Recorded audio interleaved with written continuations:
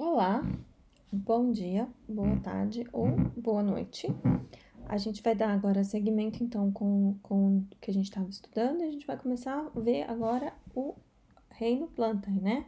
Trabalhar a botânica. Essa primeira aula é mais para falar sobre uma parte geral, introdutória sobre as plantas. Então, o que são os parentes mais próximos das plantas? São as algas verdes, e elas vão compartilhar junto com as plantas algumas características importantes. Parede celular feita de celulose, o tipo de divisão celular formando uma lamela medial, eu vou mostrar para vocês. A estrutura das células flageladas, quando as plantas têm células flageladas, a estrutura é muito parecida. E os tipos de clorofila presente, que são as clorofilas A e B. Então, olhando aqui, ó, a gente tem aqui, essa é uma alga verde, esses são os gametângios, né? Esse é o masculino, que tá para representar o tipo de gameta. Tá? Aqui é o tipo de divisão celular que ocorre dessa forma, com a formação aqui, ó, de uma placa celular, tá? Então, aqui, depois que se separam os núcleos, começa a se formar uma placa aqui dentro de celulose que vai dividir essa célula assim na metade. E aqui é a estrutura da clorofila A, tá?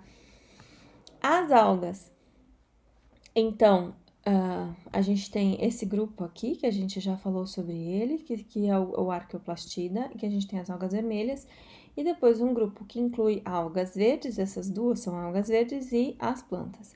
Então, a gente tem três possíveis reinos de vegetais. Então, Viridiplantae, que são as plantas, seria plantas de verdade, que incluiria todas as algas verdes e as plantas.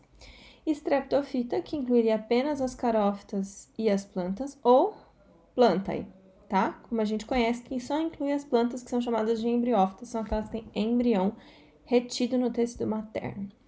Então, aqui olhando para as plantas, então a gente tem aqui, ó, as clorófitas e as carófitas, tá?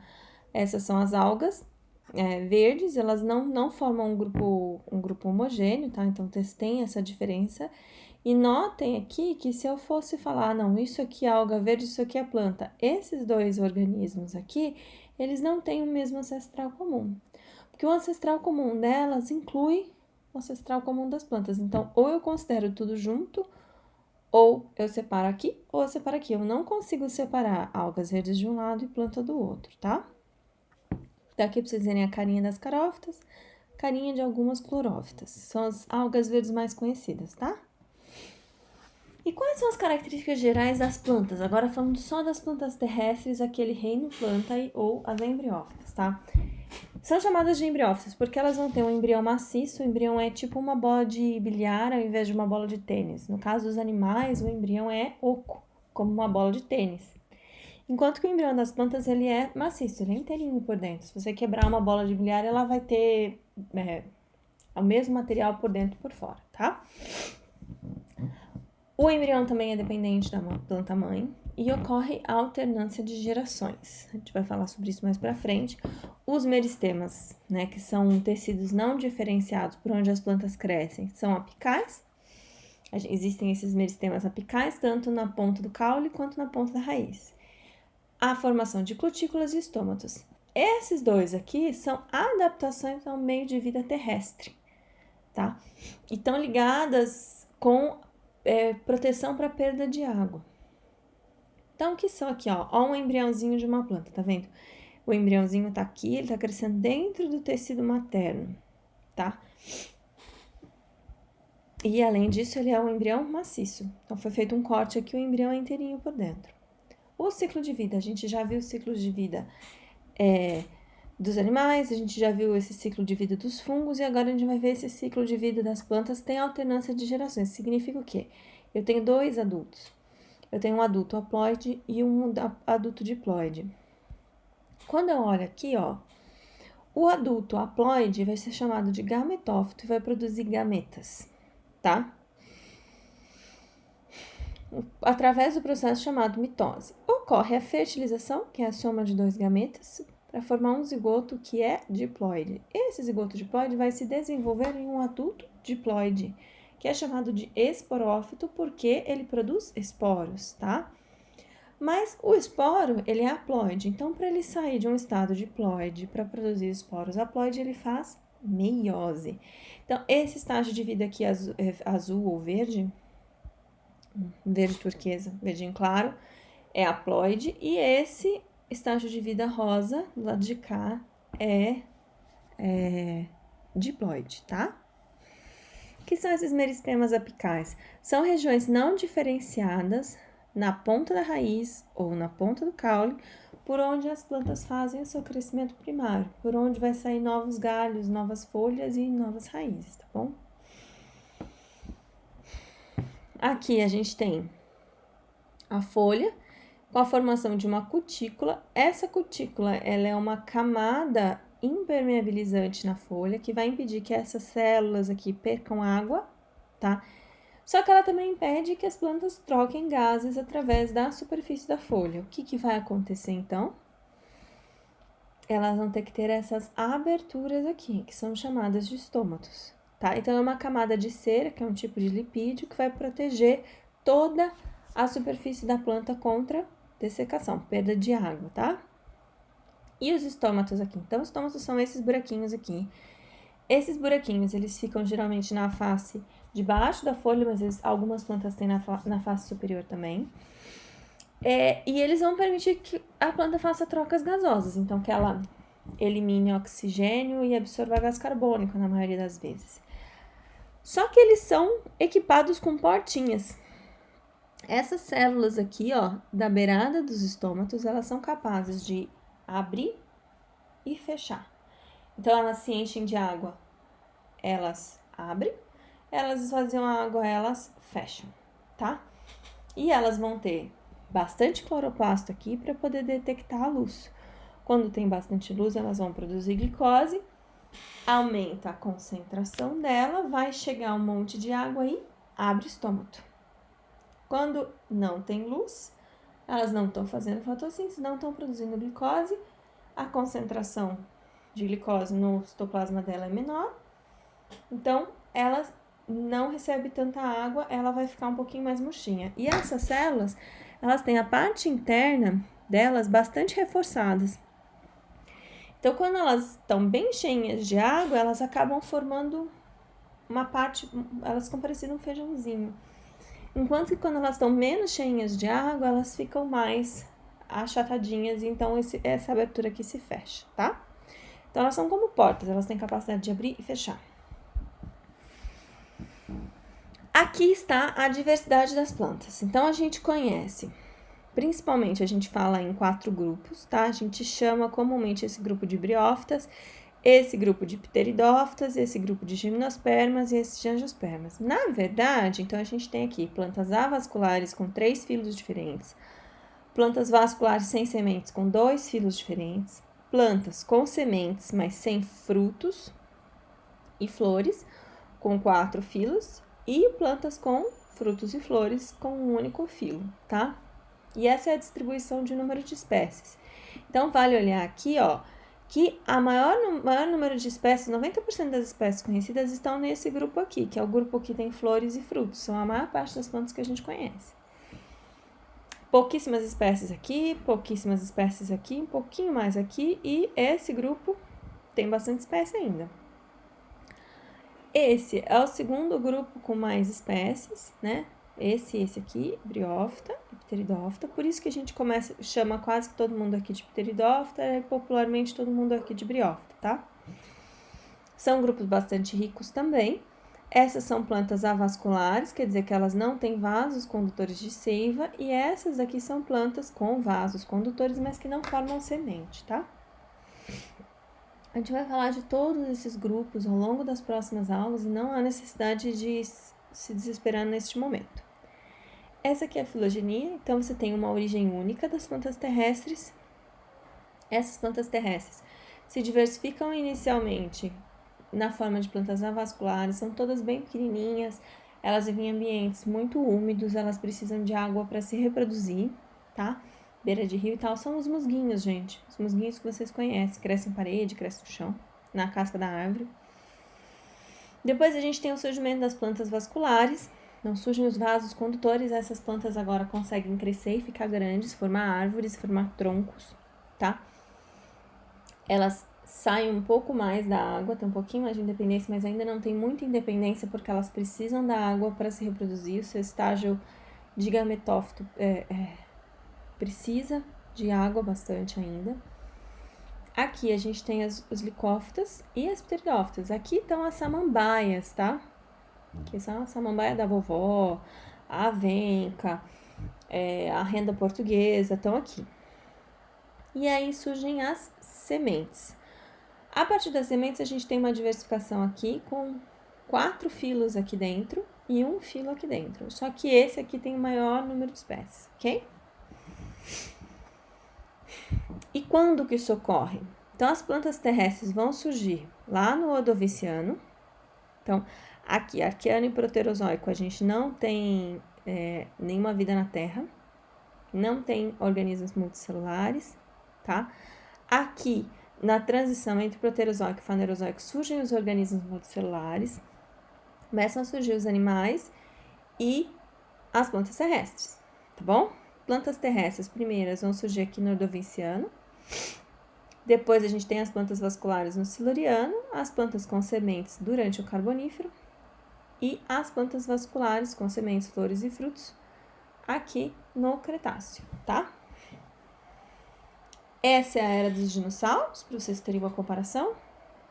Isso aqui tudo é pós-era dos dinossauros, então a era dos mamíferos, a nossa era atual. Esse período é dominado por mamíferos e plantas com frutos e flores. Essa era aqui, que é a era dos dinossauros, ela é dominada por plantas vasculares com sementes, né, mas não com flores e frutos. O Carbonífero é onde se formaram os grandes depósitos de carvão vegetal, dominado por grandes pteridófitas, grandes samambaias, tá? O Siluriano é a era dos peixes, quando a gente tem o surgimento dos peixes. Durante o Devoniano, a gente tem os primeiros vertebrados terrestres, tá? E durante o Siluriano, a gente tem os primeiros invertebrados terrestres. Então, os insetos chegam na Terra antes dos vertebrados, ok? E, por enquanto, é isso. A gente vai ter uma aula sobre história da vida na Terra mais pra frente, lá no 4º ano, em que a gente vai falar sobre todos esses grupos e a evolução de cada um deles, tá? E aí, quem são essas plantas avasculares? Então, as plantas avasculares são as briófitas, as hepáticas e os antóceros, tá? As briófitas são os musgos, popularmente o nome popular é musgo, tá? O ciclo de vida é dominado pelo gametófito. Então, o gametófito é a fase que dura mais tempo, é a fase haploide, e é o que vocês normalmente veem por aí. Então, a estrutura é mais ou menos isso aqui. Esse que tem estruturas que parecem folhinhas, uma estrutura que parece um caule, uma estrutura que parece uma raiz, é o gametófito e ele é haploide. Isso aqui, ó, essa haste com uma cápsula aqui em cima é o esporófito. E ele não dura muito tempo. Esse aqui, ele aparece, surge, produz esporos, joga os esporos e depois morre, tá? Então, olhando aqui, ó, musgos, bem de pertinho, ó, esse aqui é o gametófito e aqui, olha o esporófito, tá? Essa cápsula aqui ainda não abriu para liberar os esporos, tá? Então, aqui é o esporófito, é uma haste com um esporângio na ponta, onde são produzidos os esporos. Aqui os antóceros, então os antóceros têm essa estrutura, ele parece um talo, ele parece uma alga, e aqui em cima desse talo cresce o esporófito, esse aqui é o esporófito, essa coisinha comprida. Aqui vocês vão ter, lá nos slides das aulas, vocês têm um texto um pouquinho mais sobre eles, cada um deles, e essas são as hepáticas. As hepáticas, elas têm uma diferença em que o esporófito, eles não são iguais, você tem esporófitos masculinos e esporófitos femininos, tá? Então, isso aqui é uma hepática, esses são os esporófitos, esse é o feminino, esse aqui é o masculino. Legal, e como é que é o ciclo de vida? Então, esse é um ciclo de vida básico de um musgo, de uma briófita. Vocês não veem ciclos de vida de hepática e ciclos de vida de antócero, tá? Não há necessidade de surtar com isso. Vamos começar aqui. Você tem um esporófito, quando ele tá maduro, ó, dentro dessa cápsula, ele vai produzir um monte de esporos, ele vai abrir e esses esporos vão se dispersar. Esses esporos vão germinar e vão crescer e gerar gametófitos adultos. A gente vai ter um feminino e um masculino. No feminino, a gente vai ter o surgimento de arquegônios, que são essas estruturas reprodutivas, são órgãos reprodutivos. E dentro do arquegônio, uma oosfera, que é o nome que a gente dá para o gameta nas plantas, gameta feminino. Já nos anterídeos, a gente vai ter aqui a formação, né? São anterídeos, são masculino, gametófito masculino, de anterídeos. Os anterídeos são os órgãos reprodutivos masculinos que formam anterozoides ou espermatozoides, tá? É mais comum você encontrar como anterozoide. O anterozoide, ele vai ter 2 flagelos, e ao contrário dos nossos espermatozoides, né? E eles nadam, tá? Então, eles vão precisar de água, vai precisar ter água aqui e vai precisar ter água para levar esses anterozoides até a oosfera. Eles vão nadando. Ele vai chegar, vai entrar lá dentro da oosfera e vai fertilizar. Depois que houver a fertilização, que ocorre dentro do arquegônio, que é o órgão reprodutivo, esse zigoto começa a se desenvolver em um embrião. Ele vai crescer dependente do corpo da mãe, então ele tá aqui preso na mãe, crescendo em cima da mãe. Vai crescer e vai formar na ponta uma cápsula, que é um esporângio. O esporângio é o órgão que produz esporos, tá? Esses esporos vão se disseminar pelo ambiente e vão germinar. Podem gerar um gametófito masculino ou um feminino. Lembrando que aqui em verdinho a gente tem a parte haploide e em rosa a parte diploide do ciclo. Vamos olhar aqui um glossário, ó. Sempre gosto de passar esse glossário no final dessa aula. Importantíssimo lembrar desses nomes. Botânica é difícil porque tem muito nome, tem que decorar algumas coisas. Então, o gametófito é aquela fase do ciclo de vida que é haploide. Essa fase ela vai se dividir em duas partes do corpo. O prótalo, ou prótalo, que vai ter filoide, cauloide e rizoide. Aqui, ó, filoide, cauloide e rizoide. A gente não chama de folha, caule e raiz, por quê? Porque essas estruturas aqui são haploides e elas não têm vasos condutores. Então, elas não são exatamente homólogas à folha, o caule e a raiz das plantas que a gente está acostumado a conviver. Tá? E vocês lembram do conceito de homologia lá? Então, a homologia, ela tem que ter a mesma origem embrionária, né? Então, esses aqui não têm a mesma origem embrionária porque eles estão em outra fase, ok? Beleza. Essa é a parte que a gente chama de vegetativa ou que não se reproduz. A parte reprodutora é o quê? A gente tem órgãos produtores de gametas. Quem são esses? São chamados de gametângio. E gametângio pode ser tanto o gametângio feminino quanto o gametângio masculino. O gametângio feminino chama arquegônio. E o gametângio masculino, anterídeo. Dentro do arquegônio é produzido uma oosfera, que é um gameta. E dentro do anterídeo são produzidos milhares de anterozoides, que são gametas. E os anterozoides nadam até a oosfera, fazendo uma fertilização, gerando um zigoto, que vai gerar um esporófito, que nesse caso é diploide, tá?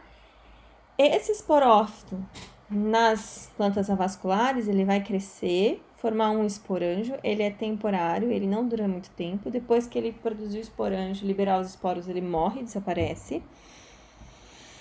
Ele faz meiose para produzir esporos, que são agora N.